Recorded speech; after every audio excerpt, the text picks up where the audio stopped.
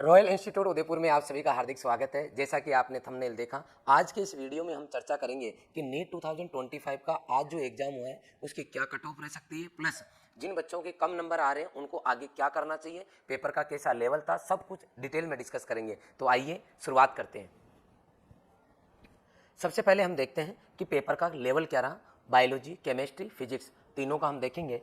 अगर मैं बायोलॉजी की बात करता हूँ और पिछले 4-5 साल जो नीट के पेपर हुए हैं, अगर उनसे हम कंपेयर करें तो आप देखोगे बायोलॉजी का पेपर टफ भी था, लॉजिकल था, लेंथ भी था, असेसन रीजन के क्वेश्चन थे, स्टेटमेंट के थे, मैच द फॉलोइंग थे, सीक्वेंसिंग के भी क्वेश्चन थे। इस तरीके के आपके क्वेश्चंस थे जो कि नॉर्मली बायोलॉजी में नहीं पूछे जाते थे, या पुरानी साल से अगर अपन कंपेयर करें, पिछले 5 सालों से कंपेयर करें, तो आपको इस तरीके के ये सब कुछ मेंशन होते हुए क्वेश्चंस देखने को नहीं मिलते। अगर 11th की बात करूं तो 39 क्वेश्चन थे, 12th की बात करूं तो 51 थे, और कुछ क्वेश्चंस ऐसे थे जो लग रहे थे कि एनसीईआरटी के बाहर है। बाहर तो वो नहीं थे, लेकिन डीपली थे। अगर किसी बच्चे ने एक एक लाइन को समझते हुए पढ़ा है तो वो बच्चा बायोलॉजी का पेपर अटेम्प्ट कर पाता, पूरा अदरवाइज नहीं कर पाता। तो बायोलॉजी की पेपर की बात करें और हर साल से अगर कंपेयर करें तो पेपर टफ था। चलिए आगे हम देखते हैं। अगर मैं केमिस्ट्री की बात करता हूं तो पुरानी साल से अगर कंपेयर करें 5 सालों से, तो मॉडरेट टू टफ, ये भी टफ कहलाएगा और टफ ही था। इसमें 11th के जो है आपके 22 क्वेश्चंस थे, और 12th क्लास के जो सिलेबस है उसमें 23 थे। असर्शन रीजन के भी थे, स्टेटमेंट, मैच द फॉलोइंग, हर तरीके के थे। इनऑर्गेनिक की बात करूं तो 13 क्वेश्चन थे, ऑर्गेनिक के 17 और फिजिकल के 15, ओवरऑल आपके 45 क्वेश्चन थे। अगर मैं फिजिक्स की बात करता हूं तो पीसीबी के बच्चे के लिए हमेशा ही फिजिक्स टफ रहता है। इस बार की अगर मैं बात करता हूं तो पेपर टफ कैटेगरी में जाएगा, वेरी हार्ड था। कैलकुलेशन थी, कैलकुलेशन तो थी, लेकिन लेंथ थी बहुत। कुछ ऐसे क्वेश्चन है 4-5 तो जो पूरे पेज में आए हैं, प्लस उनकी कैलकुलेशन भी करो तो आपको लगभग 4 से 5 मिनट लग रही है। इसके अलावा कॉन्सेप्ट की अगर बात करूं तो नॉर्मल कॉन्सेप्ट नहीं लग रहा था, वो भी टफ कैटेगरी का जो है आपका कॉन्सेप्ट था। 20 क्वेश्चन 11th के थे, 25 क्वेश्चन 12th के थे। हाँ, फिजिक्स के अंदर assertion reason, statement, match the following, sequencing, इस तरीके के क्वेश्चंस नहीं थे। लेकिन ओवरऑल अगर देखें तो फिजिक्स का पेपर हर साल से काफी टफ था। तो ओवरऑल तीनों पेपर टफ थे। अब कि सर एनटीए ने इस बार ऐसा क्यों किया, तो आपने देखा होगा पिछली 2-3 सालों से, विशेष तौर पे लास्ट ईयर 720 में से 720 कई बच्चों के आई। कई बच्चे ऐसे हैं जिनके 715 नंबर आने के बाद में भी उन बच्चों को क्या नहीं मिल रहा, थैंक्स देने नहीं मिल रहा। कहीं ना कहीं दिक्कत आ रही थी एग्जाम में। पढ़ने वाले, नहीं पढ़ने वाले बच्चों में बहुत ज्यादा डिफरेंस नजर नहीं आ रहा था। लास्ट ईयर पेपर जो है आउट भी हो रहा था। इस बार तो ऐसा पेपर दिया गया है कि अगर पेपर किसी को 3 घंटे पहले मिल जाए और फिर वो पेपर देने जाए, किसी से सोल्व भी करवाएं, तो भी पूरे जो है क्वेश्चन वो सही नहीं कर सकता। इसका मतलब 720/720 इस बार नॉर्मली लाना मुश्किल है। कुछ बच्चे ऐसे होते हैं जो नीट का एग्जाम भी देते हैं, जेई और एडवांस का भी देते हैं, मतलब वो आईआईटी के लिए क्वालिफाइड करते हैं और नीट भी क्वालिफाइड कर जाते हैं। उन बच्चों की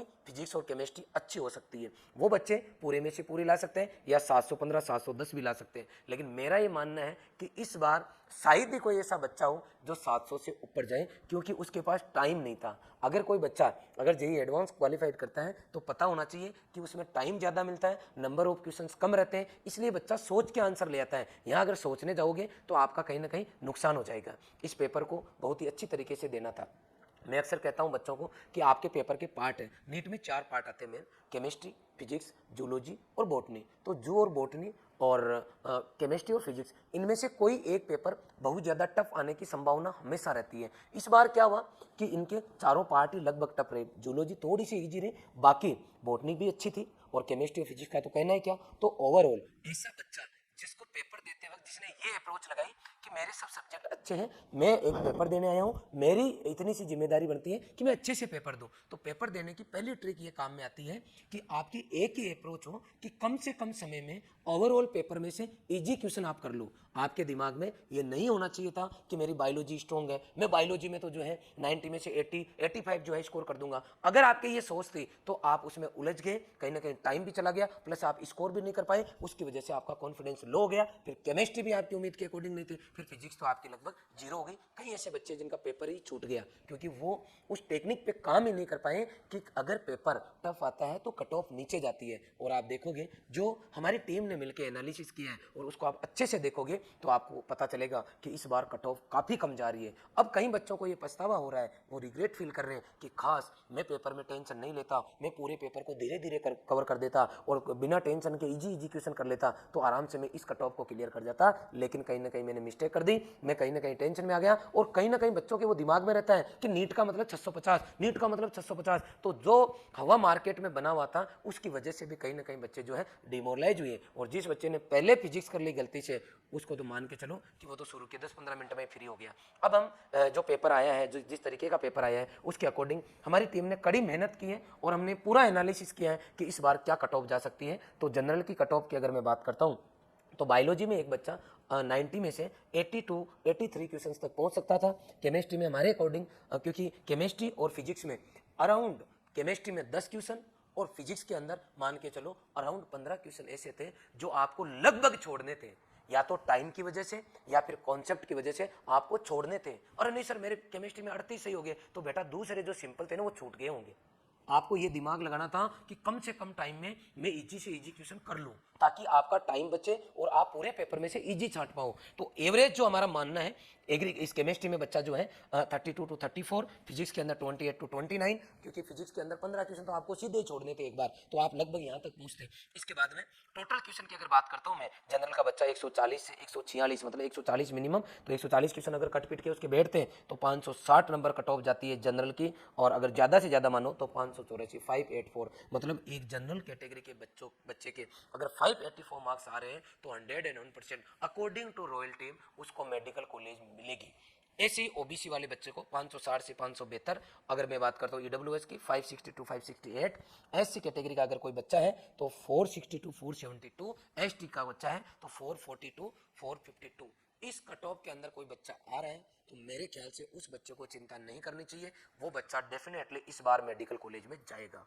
अब अगर किसी बच्चे के जनरल ओबीसी में 500 नंबर आ रहे हैं या फिर एससी एसटी में है 300 नंबर आ रहे हैं, उसका 1 ड्रॉप 2 ड्रॉप, या फिर इस बार बच्चे ने 12th पास की है, तो रॉयल इंस्टीट्यूट उदयपुर की तरफ से इस बार कुछ बच्चों को, हमारे इंस्टीट्यूट को 14 ईयर्स कंप्लीट हो चुके हैं, तो इस बार हम जिस तरीके से पवन मौर्य को रॉयल इंस्टीट्यूट की तरफ से रहना फ्री, खाना फ्री, पढ़ना फ्री, सब कुछ फ्री दिया गया, वैसे ही इस बार ड्रॉपर जो बच्चा बेच का रहेगा उन बच्चों को रॉयल इंस्टीट्यूट उदयपुर की तरफ से 40 बच्चों को कॉपी पेंसिल, खाना रहना पढ़ना सब कुछ फ्री दिया जाएगा। प्लस 60 बच्चे ऐसे जो 11th क्लास में इस बार एडमिशन लेंगे, उनको भी कॉपी किताब, रहना खाना पढ़ना, स्कूल कोचिंग सब कुछ फ्री दिया जाएगा। हम सब बच्चों की सब कुछ फ्री देके तो हेल्प नहीं कर सकते, लेकिन इस बार हम 100 बच्चों की मदद करने जा रहे हैं। अगर हो सके और आपको लगे तो आप हमारी टीम से संपर्क जरूर करना। और ध्यान रखें, एग्जाम होते रहते हैं, लाइफ के ये पार्ट है, दिल पे नहीं लेना है। आपने जो मेहनत की है उसमें कहाँ कमी रहेगी उसमें सुधार करते हुए आपको आगे बढ़ने का बेटा प्रयास करना चाहिए। टेंशन किसी भी बच्चे को नहीं लेनी चाहिए। देखिए नीट 2026 अगर किसी का टारगेट है, ना कोचिंग फीस, ना खाने पीने का खर्चा, ना स्कूल फीस, ना कॉफ़ी किताब का खर्चा, ना हॉस्टल फीस, ना नोट्स का खर्चा, कुछ भी खर्चा आपका नहीं लगने वाला है। अरे सर वास्तव में पॉसिबल है क्या? जी हाँ, अगर किसी का ये स्कोर है तो हम आपको बिल्कुल फ्री देने वाले हैं। किसी का ये स्कोर नहीं है लेकिन 10th और 12th में अगर 95% से ऊपर है तो भी आप हमारे इस स्कैनर से यहाँ रजिस्ट्रेशन करा सकते हो, या फिर इस नंबर पर बात करके अपना रजिस्ट्रेशन करवा सकते हो। ये जो 8 मई आ रहा है, इससे हम लोग जो है ड्रॉपर बैच चालू करने जा रहे हैं। 11th 12th की जो है हमारी क्लासेस चालू होने जा रही है। इसके अलावा अगर आपने 10th क्लास की इस बार एग्जाम दी है और आपके अगर 95% से ऊपर आ जाते हैं तो रॉयल इंस्टीट्यूट उदयपुर के द्वारा 60 बच्चों को जो है फ्री ऑफ कॉस्ट रहना खाना पढ़ना सब कुछ दिया जाएगा। तो आप लोग इस बात का जरूर ध्यान रखें कि सर हम रॉयल इंस्टीट्यूट उदयपुर में एडमिशन लेते हैं तो यहाँ पे किस तरह का इन्वायरमेंट मिलेगा, मैं फटाफट जरूर बताना चाहूंगा। देखो, रिजल्ट के अंदर 3 लोगों की भूमिका होती है, स्टूडेंट, इंस्टीट्यूट और पेरेंट्स। इंस्टीट्यूट की क्या भूमिका है मैं आपको बताने वाला हूँ। स्टूडेंट की क्या भूमिका रहती है? स्टूडेंट से हमें इतना चाहिए कि जी सर मैं पढ़ना चाहता हूँ, मैं सिलेक्शन करवाना चाहता हूँ, मैं मेहनत कराना चाहता हूँ, करना चाहता हूँ, तो स्टूडेंट इतना काम कर ले। अब इंस्टीट्यूट का देखते हैं क्या काम है। इंस्टीट्यूट क्या करेगा? अगर आपको 24 आवर्स का मैनेजमेंट दे, 24 घंटे आपको आपके टारगेट के प्रति आपको मोटिवेट करके अगर लगा के रखे, तो डेफिनेटली इंस्टीट्यूट जो है उस बच्चे के लिए इसका मतलब है बेटर कर रहा है। तो इंस्टीट्यूट में अगर रॉयल में एडमिशन लेते हो तो 6 से 8 घंटे आप हमारे यहाँ कोचिंग में रहोगे, 16 से 18 घंटे हमारे खुद के हॉस्टल है, वो हॉस्टल के अंदर आप 16 से 18 घंटे रहोगे, या आप रूम लेके भी रह सकते हो। अगर इंस्टीट्यूट में आते हो तो डेली आपकी बायोमेट्रिक अटेंडेंस होगी, हमारे एसी क्लासरूम मिलेंगे, डिजिटल बोर्ड है, हर क्लास में आपको डिजिटल बोर्ड मिलेगा।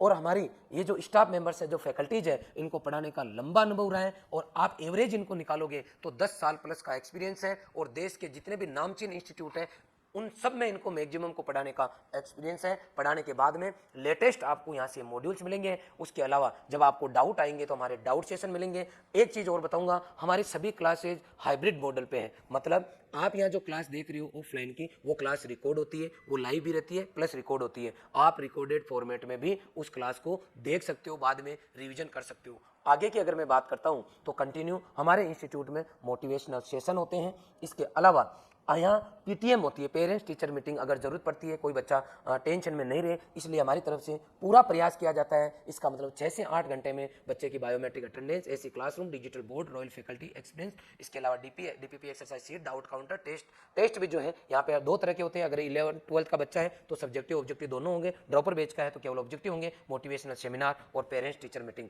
अब छुट्टी होगी, छुट्टी होने के बाद में आपको ऐसा माहौल चाहिए जहाँ जाके आप पढ़ सको, तो आप हमारे हॉस्टल में आ सकते हो। अगर आप हॉस्टल में आते हो तो इस तरीके के व्यवस्थित आपको हॉस्टल मिलेंगे। हर हॉस्टल में अटैच्ड लेट बाथ, अलमीरा, पंखा, टेबल, चेयर, कुर्सी, CCTV camera, hostel warden, library, ठंडा पानी, गर्म पानी, आरओ का पानी, मेडिकल सुविधा, मैट्रेस, ये सब कुछ आपको बेटा हॉस्टल में मिलने वाले हैं। इस तरीके के जबरदस्त हमारे हॉस्टल है जहां आपको डाउट सेशन भी मिल जाएंगे। इसके अलावा संडे को अगर बात करता हूं तो स्पेशल डाइट, नॉर्मल डे की बात करता हूं तो इस तरह का खाना है। सुबह 1 गिलास दूध, 7 दिन नाश्ता, दोपहर में 2 सब्जी रोटी छाछ, शाम को 2 सब्जी रोटी चावल, बुधवार को खीर पूरी, शुक्रवार को पनीर, हर रविवार स्पेशल डाइट। मतलब घर से भी मैं बेस्ट खाना खाऊंगा, रॉयल टीम के अंदर आपको मिलेगा। मैं खुद खाना बच्चों के साथ में लगातार 14 साल सिखा रहा हूँ, हमारा परिवार स्टाफ सब लोग यही खाना खा रहे हैं। तो मैं सभी बच्चों से निवेदन करूंगा कि हमारे इस इंस्टीट्यूट के अंदर 8 तारीख से नए बैच चालू हो रहे हैं, आप इस संस्थान के साथ जरूर जुड़े। इसके अलावा 18 तारीख को हमारा एक स्कॉलरशिप टेस्ट है जो क्लास 9 से लेके 12th के लिए होगा। तो आप लोग, आपके परिवार में कोई बच्चे तो आप उनको जरूर ज्वाइन कराएं।